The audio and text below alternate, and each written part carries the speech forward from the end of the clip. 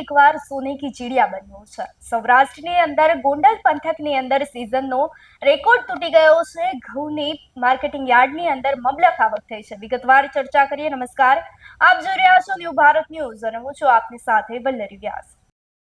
Gondal marketing યાર્ડમાં ઘઉંની સિઝનની record break 30,000 ગુણીની આવક નોંધાઈ છે। તો સૌરાષ્ટ્ર પંથકનું અગ્રીમ ગણાતું એવું ગોંડલ માર્કેટિંગ યાર્ડ હવે નવા ઘઉંની આવક શરૂ થતા છલોછલ થઈ ગયું છે। યાર્ડના ચેરમેન અલ્પેશભાઈ ઢોલરિયાએ જણાવ્યું હતું કે નવા ઘઉંની પુષ્કળ પ્રમાણમાં આવક નોંધાઈ છે। તો યાર્ડ હવે ઘઉંથી છલકાઈ ગયું છે। યાર્ડમાં ગીર સોમનાથ, જુનાગઢ, પોરબંદર અને સહિત સમગ્ર સૌરાષ્ટ્રમાંથી વિવિધ જિલ્લાઓમાંથી ખેડૂતો ઘઉં લઈને આવી પહોંચ્યા હતા। ઘઉંની પુષ્કળ પ્રમાણમાં આવક સાથે હવે સિઝનની રેકોર્ડ બ્રેક 30,000 ગુણીની આવક નોંધાઈ હતી, જેમાં ખેડૂતોને 20 કિલોગ્રામના 500 થી લઈ અને 650 રૂપિયા સુધીનો ભાવ મળી રહ્યો છે। તો હાલ ઘઉંની આવક રાબેતા મુજબ ચાલુ રાખવામાં આવી છે।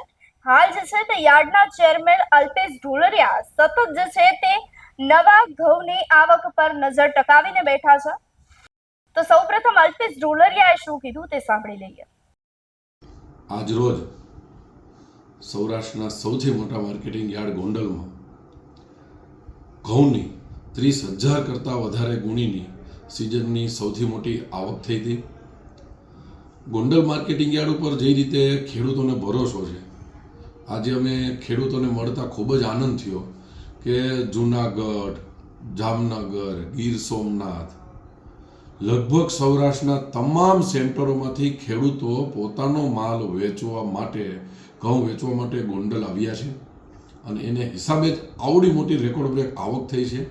અત્યારે ઘઉંના ભાવ 500થી લઈ અને 750-800 રૂપિયા સુધી ઊંચામાં ઘઉંના ભાવ ખેડૂતોને મળ્યા છે અને વધારે ખેડૂતોને ભાવ મળે એના ગોંડલ માર્કેટિંગ યાર્ડ તરફથી સતત પ્રયત્નો પણ થતા હોય છે।